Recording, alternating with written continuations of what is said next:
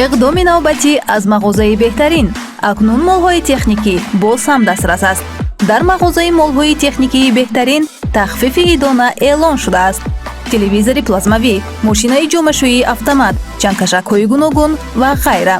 فرصت را از دست ندهید. میزاجان میتوانند مول‌های تکنیکی را به طریق کارت پلاستیکی، نقدی و یا کردیت دسترس نمایند. سراغ ما شهر خوجند، کوچه آزادی، پهلوی فاکولته فیلولوژی تاجیک.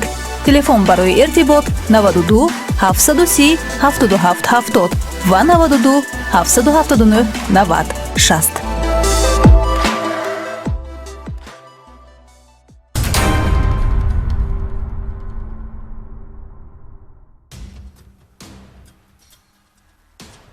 با عرض سلام و درود به شما بینندگان ارجمند.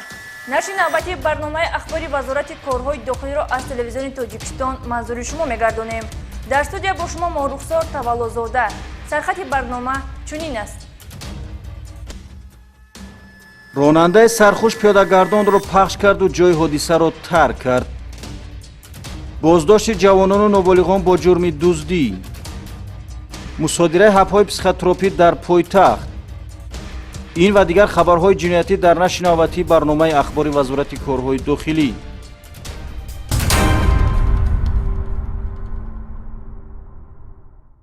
ضمن دایر نمودن چاره‌بینی‌های اپراتیوی جستجویی از جانب کارمندان ریاست کوفتگاه جنایتی وزارت کارهای داخلی، یک گروه استقامت کنندگان شهر دوشنبه برای خرید و فروش حب‌های پسیخوتروپی بازداشت گردیدند.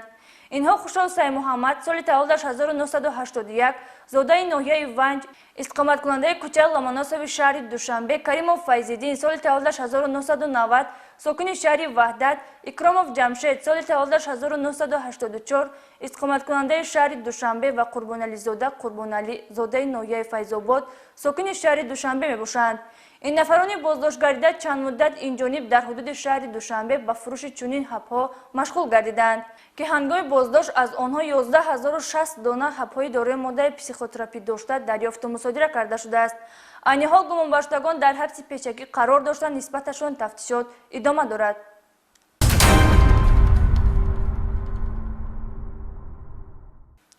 قانون جمهوری تاجیکستان درباره مسئولیت پدر و مادر در تعلیم و تربیت فرزند، وظیفه و عهده‌داری‌های والدان را در جامعه باز هم بیشتر می‌نماید. متاسفانه نادیده گرفتن طلبات قانونی مذکور سهلانگاری و خنک‌نظری والدان نسبت تعلیم و تربیت فرزندان و بی‌پروایی و بی‌مسئولیتی از طرف نورسان و جوانان سبب دست زدن به کردارهای جنایتکارانه می‌گردد.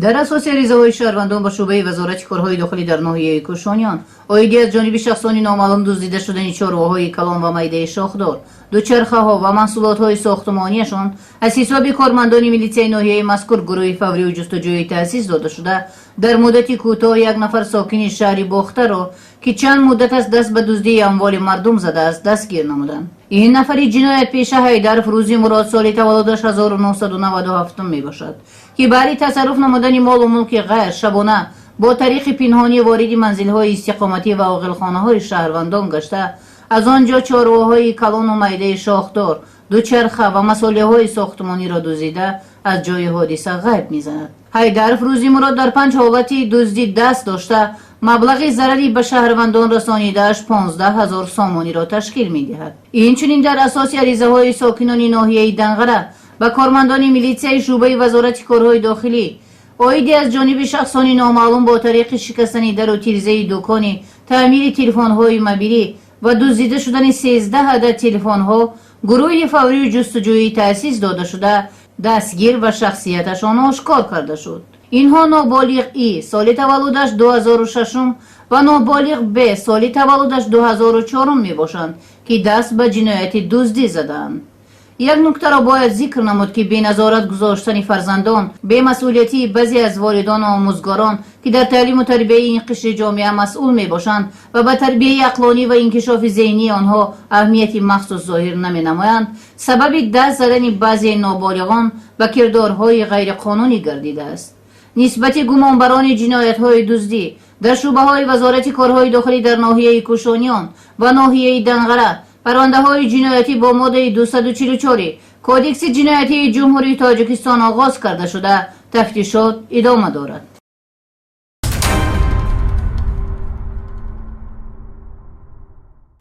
ҳодисаҳои роҳу нақлиёт ҳамеша аз мо тақозо менамоянд ки ҳангоми ҳаракат дар роҳҳои нақлиётгард ҳушёр ва боэҳтиёт бошем, вале на ҳамеша талаботҳои қоидаҳои бехатарӣ дар роҳ риоя карда мешаванд. ронандаи автомашинаи тамғаи лексус ки дар ҳолати сархушӣ воситаи нақлиётро идора мекард, 2 нафар пиёдагардро пахш кардаву аз ҷои ҳодиса ғайб задааст. вобаста ба боздошти ронандаи фирорӣ ҳамкорамон подполковники милитсия Офуқи Қодириён гузориш омода намудааст.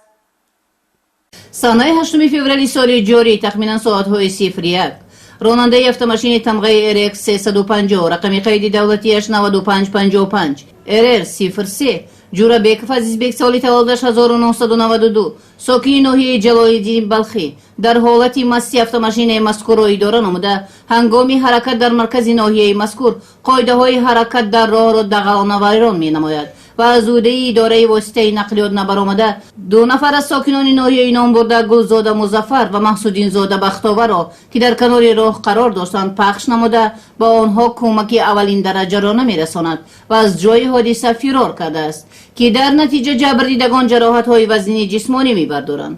дар натиҷаи пешбурди корҳои фаврию ҷустуҷӯӣ ронандаи бадмаст аз ҷониби кормандони милитсия дастгир ва ба мақомоти милитсия дастрас карда шуд. зимни пурсиш ҷурабеков азизбек иброз дошт ки дар ҳақиқат санаи мазкур дар ҳолати мастӣ қарор доштаву аз ӯҳдаи идораи воситаи нақлиёт намебарояд ва пиёдагардонро пахш намуда аз ҷои ҳодиса фирор кардааст.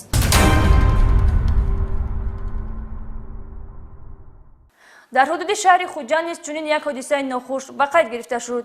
ронандаи автомашинаи тамғаи газел бобоев Рафаэл ҳангоми рондани нақлиёт бехатарӣ ҳаракат дар роҳро таъмин карда натавониста пиёдагарди 60-сола сокини ноҳия айниро пахш кардаву ҷои оне ки ёрии аввалини худро мерасонид баръакс ҷои ҳодисаро тарк кардааст. вобаста ба ин садамаи нохуши нақлиётӣ Акбар Шарифӣ гузориш омода кардааст. ҳарчанд дилхоҳ ҳодисаи роҳу нақлиётӣ бар асари вайрон намудани талаботи қоидаҳои ҳаракати роҳ аз беэҳтиётӣ сар занад, ронанда ӯҳдадор аст ҷои ҳодисаро тарк накунад. баъди дучор шудан ба садамаи роҳу нақлиётӣ, нарасонидани кӯмаки аввалияи тиббӣ ба ҷарбдидагон ва ҷои ҳодисаро тарк намудани ронанда хислати инсондӯстӣ надоштани ӯро нишон дода, қонунгузор барои чунин амал ронандаро дар асоси 2 моддаи кодекси ҷиноятӣ 127 ва 212 ҷавобгар менамояд. ҳафтаи равон ҳамин гуна як ҳодисаро милитсия дар шаҳри Хуҷанд ба қайд гирифт. шаҳрванд Бобоев Рафоил Бобохонович соли таваллудаш 1984 истиқоматкунандаи ҷамоатӣ деҳоти Чорбоғи шаҳри Истарафшан бо воситаи нақлиёти худ тамғаи газел рақами давлатияш TG 9576 EV02 ҳангоми ҳаракат дар кӯчаи Сирдарёи шаҳри Хуҷанд бархилофи талаботҳои банди 130 ва 131 қоидаҳои ҳаракати роҳ аз самти маҳаллаи 34-уми шаҳри Хуҷанд ба самти гардиши ором ҳаракат намуда дар рӯ ба рӯи мағозаи қисмҳои эҳтиётӣ пиёдагард Абдулҳаёев Мирзовоҳид Мирзоҳомидович соли таваллудаш 1961 истиқоматкунандаи деҳаи Урметани ноҳияи Айнӣ ки дар тарафи рости роҳ қарор дошт пахш намуда ба ҷабрида ёрии аввалияи тиббӣ нарасонида ӯро дар ҳолати вазнин гузошта ҷои ҳодисаро тарк намудааст. дар натиҷа пиёдагард аз ҷароҳатҳои гуногуни вазнини бардоштааш дар ҷои ҳодиса ба ҳалокат мерасад. من چیز زدگی من آنق نفهمیدم، سخت زدم، ترسیدم، نه ایستادم برفتم. وقتی برخورد یکونجا شکست می ریخ می چی شد؟ آینش کفید، لبه‌هایش کفید. дар натиҷаи гузаронидани чораҳои фаврии ҷустуҷӯӣ ҷинояти мазкур бо изи гарм ошкор карда шуда шахсияти ронандаи фирорӣ Бобоев Рафоил муайян карда шуд. тафтишот ошкор намудааст ки ронанда Бобоев баъди дучор шудан ба садама бо мақсади рӯйпӯш намудани ҳолати мазкур ва дурӣ ҷустан аз ҷавобгарии ҷиноятӣ ҳаракати автомошинаро идома дода дар минтақаи саҳроии роҳи нақлиётгарди Хуҷанд-8 оинаи пеши шикастаи воситаи нақлиётро иваз намудааст ва далели дар натиҷаи садама ба вуҷуд омада, яъне оинаи шикастаро зери хок менамояд. оинаи нақлиёти наву беосеб бо дархости ронанда Рафоил Бобоев аз ҷониби додараш дастрас карда мешавад. ҳамаи ин эҳтиёткорӣ кӯмак накард. милитсия аз ӯ пеш гузашт. акнун ронандаи қоидаситезро зарур аст аз рӯи амали худ назди қонун ҷавоб гӯяд. аз рӯи ҳодиса парвандаи ҷиноятӣ бо моддаҳои 212 қисми 2 ва 127 қисми 2 кодекси ҷиноятӣ оғоз карда шуда Рафаил Бобоев дар ҳабси пешакӣ қарор дорад.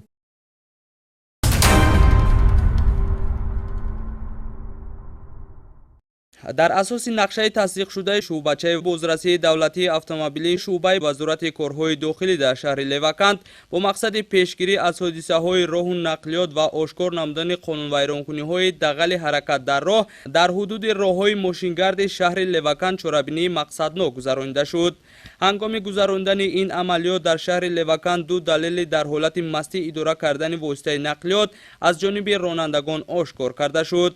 яке аз ин ронандагон Баҳодур Бобуназаров сокини шаҳри Левакант деҳаи Гулистон ронандаи воситаи нақлиёти тамғаи Ласети рақами қайди давлатиаш 7478 ЕА03 мебошад ки воситаи нақлиёташро дар ҳолати мастӣ идора мекард.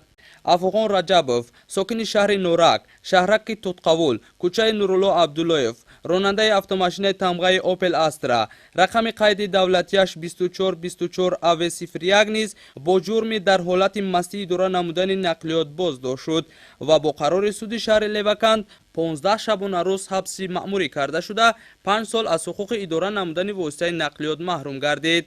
чунин амалиёт дар ҳудуди роҳҳои нақлиётгарди ноҳияи Дӯстӣ низ гузаронида шуд. дар натиҷа аз тарафи ҳайати шахсии шуъбачаи бозрасии давлатии автомобилгарди шуъбаи вазорати корҳои дохилӣ дар ноҳияи Дӯстӣ Комил Ниёзов сокини ин ноҳия аз ҷамоати шаҳраки бисолагии истиқлолияти давлатӣ деҳаи Абдураҳмони Ҷомӣ ронандаи воситаи нақлиёти тамғаи Opel Astra рақами қайди давлатиаш 4933 AT03 ки дар ҳолати мастӣ нақлиётро идора мекард боздошт шуд. нисбати номбурда бо қарори суди ноҳияи Дӯстӣ 15 шабона рӯз ҳабси маъмурӣ татбиқ гардида ба муҳлати 5 сол аз ҳуқуқи идора намудани воситаи нақлиёт маҳрум карда шуд. Одилҷон Худойқулов сокини ноҳияи Ҷалолиддини Балхи деҳаи Калелин ронандаи воситаи нақлиёти тамғаи Opel Astra рақами қайди давлатиаш 3776 AK03 низ дар ҳолати мастӣ воситаи нақлиётро идора мекард. Амонов Муродалӣ Чориевич соли таваллудаш 1959 сокини ноҳияи шаҳри Туз номбурда воситаи нақлиёташро дар ҳолати мастӣ идора мекард ва ин амали ӯ ба хилофи талаботи қоидаҳои ҳаракат дар роҳ буда мутобиқи қонунгузории ҷорӣ нисбаташ бо қарори суди ноҳияи шаҳри Туз 15 шабона рӯз ҳабси маъмурӣ татбиқ карда шуд ва 5 сол аз ҳуқуқи идора намудани воситаи нақлиёт маҳрум гардид. аз аввали сол то имрӯз дар ҳудуди роҳҳои автомобилгарди шаҳр ва ноҳияи қаламраи вилояти Хатлон 42 ҳодисаи роҳнақлиёт ба қайд гирифта шуд ки ба асари онҳо 13 нафар ба ҳалокат расида 54 нафари дигар ҷароҳатҳои гуногуни ҷисмонӣ бардошта дар беморхонаҳо гузарӣ гаштаанд. мавриди зикр аст ки амалиёти мазкур бо мақсади пешгирӣ аз ҳодисаҳои нохушу роҳу нақлиёт роҳандозӣ гашта бори дигар исбот намуд ки ҳанӯз ҳам ҳастанд ронандагоне ки бехатарии худу дигар иштирокчиёни қоидаҳои ҳаракат дар роҳро сарфи назар мекунанд ва боиси рӯй додани садамаҳои нақлиётӣ мегарданд.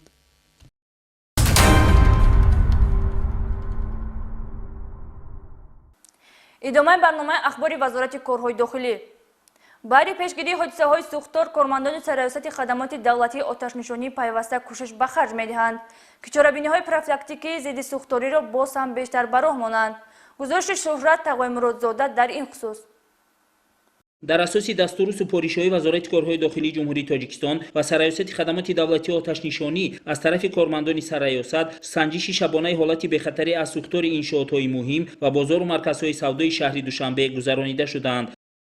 аз ҷумла чунин санҷиш дар маркази дастгирии оила ва кӯдаки рақами 1 воқеъ дар кӯчаи Адҳам 6 шаҳри Душанбе ки дар он 33 нафар кӯдакон сукунат доранд гузаронида шуд. дар рафти чорабиниҳои зидди сӯхторӣ аз тарафи кормандони хадамоти давлатии оташнишонӣ бо ҳайати кормандони навбатдори марказ вобаста ба даъвати хадамотҳои таъҷилӣ дар мавридҳои зарурӣ, тартиби истифодабарии самараноки воситаҳои аввалиндараҷаи оташнишонӣ, роҳ надодан ба масрафшавии беҳудаву барзиёди нерӯи барқ ва чӣ гуна амал намудан дар вақти сӯхтор корҳои дастурдиҳӣ фаҳмондадиҳӣ ташкил ва гузаронида шуданд. ҳангоми санҷиши муассисаи давлатии маркази минтақавии хизмати иҷтимоӣ ба нафақахӯрон ва маъюбони шаҳри Душанбе воқеъ дар кӯчаи Ғани Абдулло 58 маълум гашт ки дар он 17 нафар бошандагон қарор доранд. бо мақсади таҳкими вазъи бехатарӣ аз сӯхтор аз ҷониби мутахассисони хадамоти давлатии оташнишонӣ бо масъулону навбатдорони муассиса оид ба риояи ҳатмии меъёру талаботи қоидаҳои бехатарӣ аз сӯхтор, истифодаи оқилонаю сарфакоронаи қувваи барқ, дар ҳолати хуби омодабошӣ нигоҳ доштани воситаҳои аввалиндараҷаи оташнишонӣ ва чӣ гуна амал намудан дар вақти сӯхтору дигар ҳолатҳои фавқулодда корҳои дастурдиҳӣ фаҳмондадиҳӣ ташкил ва гузаронида шуданд. ضمن سنجش شبانه حالات بخطر از سوختاری مرکز سودای خاوران معین کرده شد که رهبریت مرکز نسبت به تامین و رعایت طلبات قاعده‌های بخطر از سوختار به اهمیتی ظاهر نموده از حساب رهبریت و مسئولان آن در وقت شبانه و استثنای 2 نفر پاسبان نوبتداری کردن نمی شود. همچنین سپر آتش نشانی با تجهیزات و لوازمات‌های ضروری موافق معیار تامین کرده نشده است و در آن پرتوها نگاه داشته می شوند. سپرهای برقی نیز با قلف‌ها محکم کرده شده است که هنگام ضرورت به اشتراک برقچی مرکزی سودا کشودن آن غیر امکان می باشد. به ضمن این از بی‌نظارتی رهبریت مرکزی سودا در بعضی مغازه‌ها ناقل‌های برقی موقتی استفاده برده شده. پیوسته کابل و ناقل‌های برقی نیز در اکثر قطعه‌های حدود مرکز و طلبات قاعده‌های بخطری جوابگو نبوده اوریان و اویزان می باشند که احتمالیت خوف سوختار را در پی دارند. وابسته به حالت‌های قاعده ویرانکنی‌های جای داشته از طرف کارمندان خدمات دولتی آتش‌نشانی وزارت کارهای داخلی سندهای ضروری ترتیب داده شدند. کار در این سمت از طرف خدمات دولتی آتش‌نشانی ادامه دارد.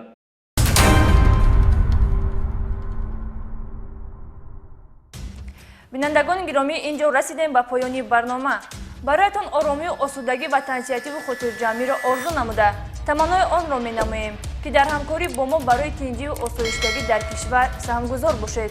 خیر.